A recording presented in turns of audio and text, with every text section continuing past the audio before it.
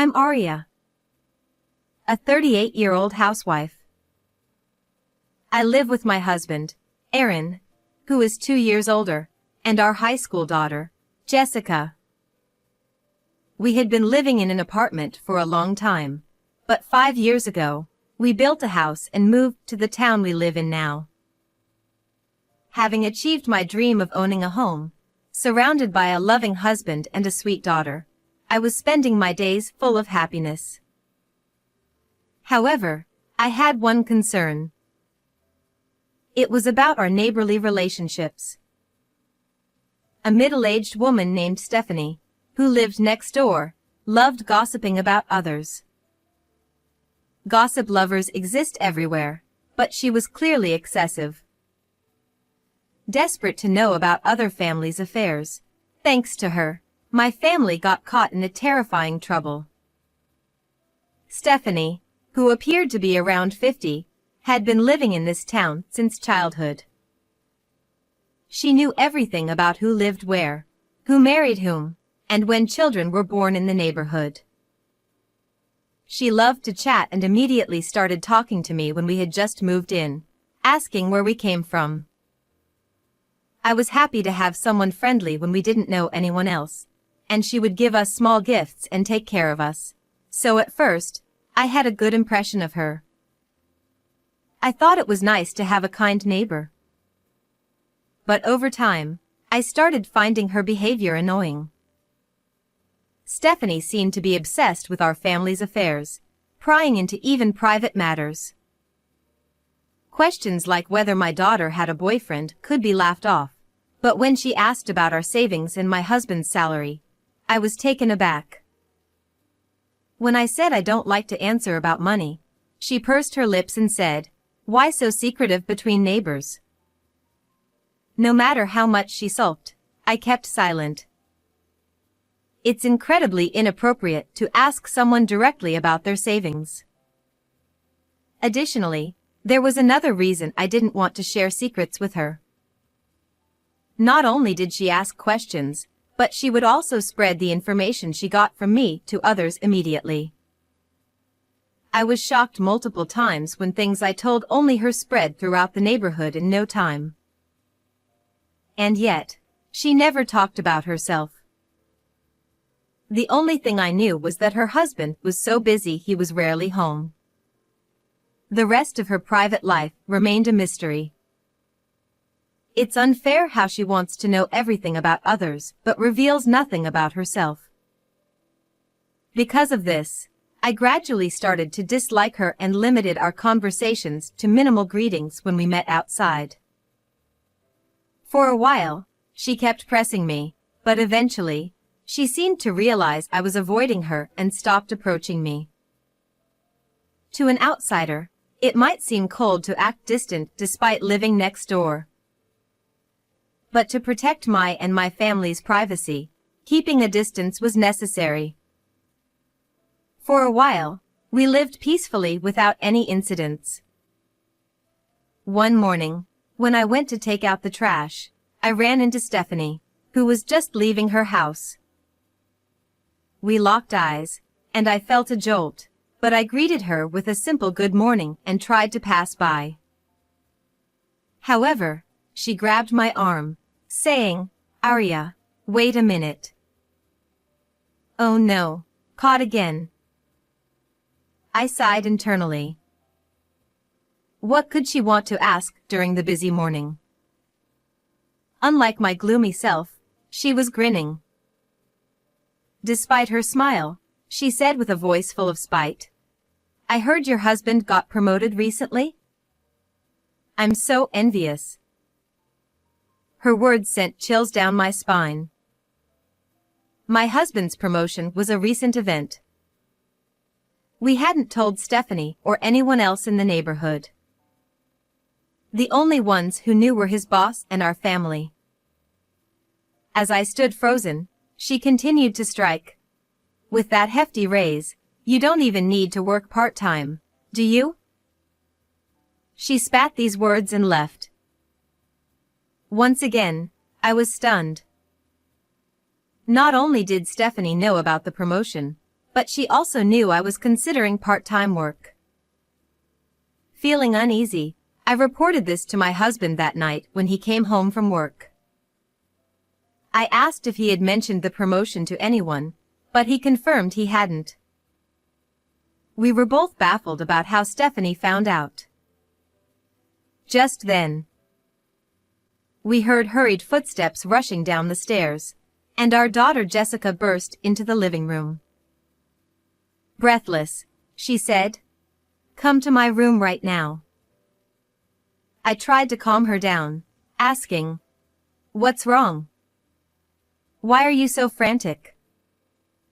But she insisted, "Just come quickly," pulling us by our arms. Following her upstairs, we entered her room. Jessica pointed under her bed. "Mom, Dad, look at this." There, under the bed, partially hidden, was a white power strip plugged into an outlet. At first, I didn't understand why Jessica was making such a fuss. To me, it just looked like a normal power strip. But my husband and Jessica had turned pale. Then, my husband said something shocking. "This is a bugging device." Hearing the word bugging device, I almost screamed, but my husband motioned for silence, so I quickly covered my mouth. I had only imagined bugging devices as special equipment, so it still looked like an ordinary power strip to me. However, Jessica, having just seen a drama with a similar device, immediately recognized it.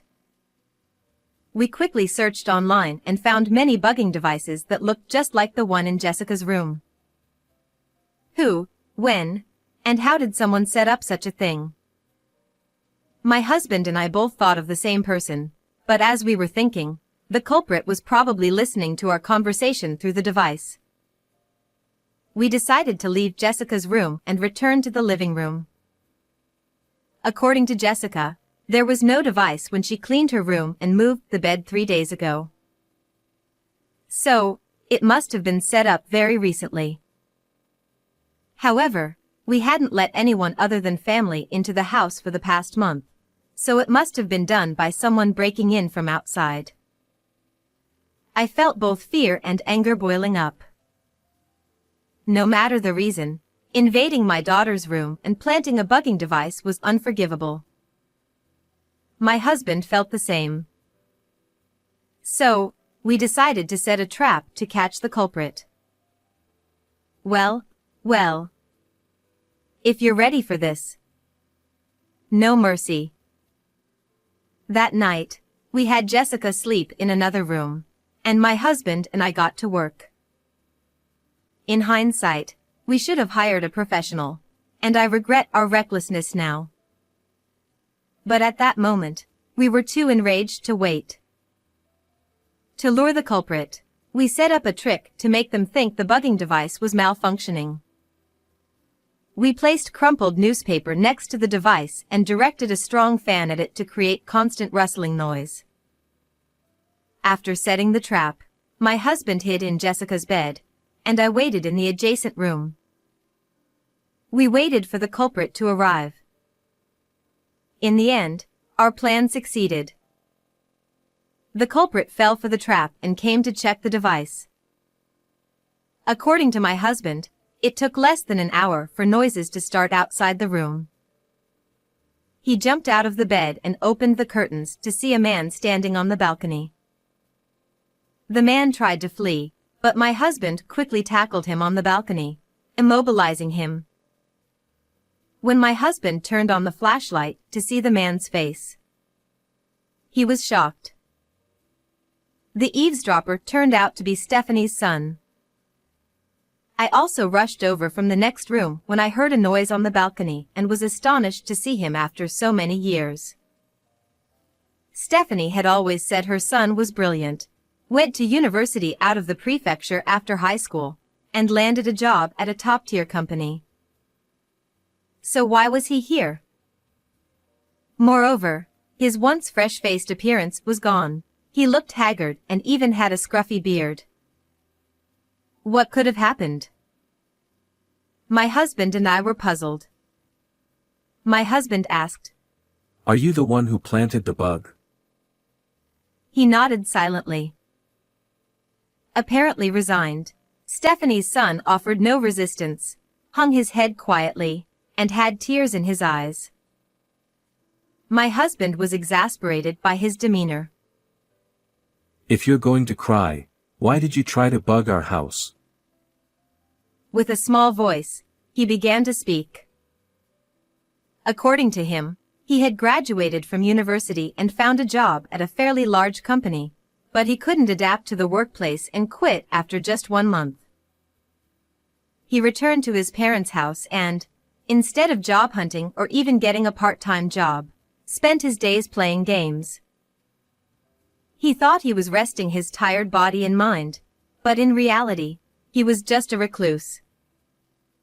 He stayed home all day and only went out late at night, so my husband and I had no idea he was living next door. Finally, we understood why Stephanie never wanted to talk about her home life. As for why he tried to bug our house, it was because his mother instructed him to. She was obsessed with our family and told her reclusive son, "If you succeed, I'll give you some spending money." So, he planted the bug.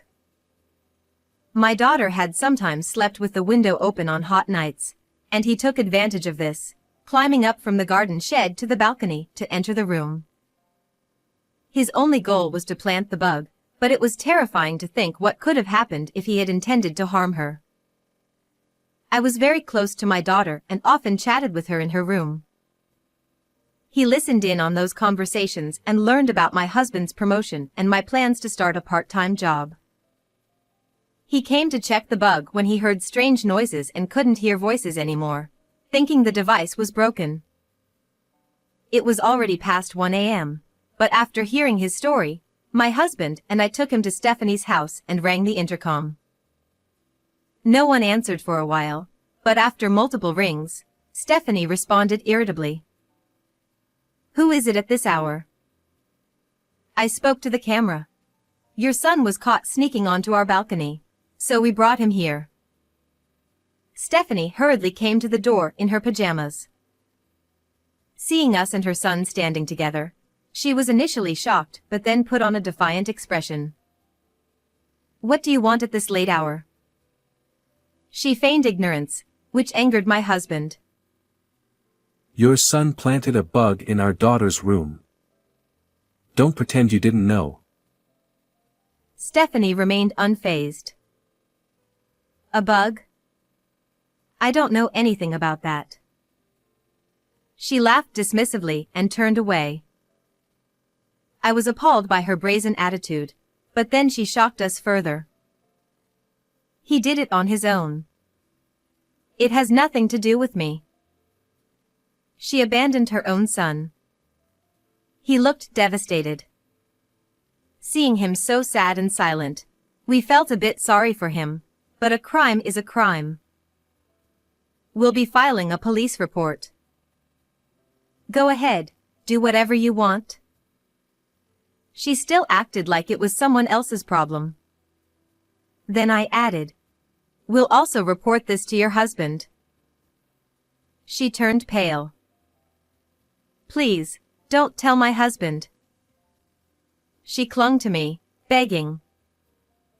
It seemed her husband was very strict. According to her son, he was fed up with her gossiping and had moved out a few years ago, tired of her behavior. She had lied about him being busy with work. Their marriage was failing. Despite this, he still supported her and their son financially. If he found out about this, it would likely be the final straw. If they divorced, Stephanie, a stay-at-home mom, would be out on the streets. She begged us not to tell her husband, but my husband and I were not lenient. "We heard everything from your son.